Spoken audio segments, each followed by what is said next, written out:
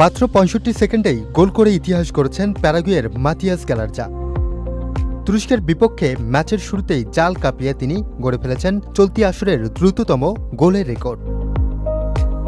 এর আগে ভোররাতে রেকর্ডটি ছিল মরক্কোর ইসমাইল সাইবারির দখলে। স্কটল্যান্ডের বিপক্ষে ৭০ সেকেন্ডে গোল করেছিলেন তিনি, কিন্তু গ্যালারজার গোল সেই রেকর্ডটি ভেঙে দিয়েছে। তবে ম্যাচের সবচেয়ে আলোচিত ঘটনা গোল নয়, বরং মিগেল আলমিরনের লাল কার্ড।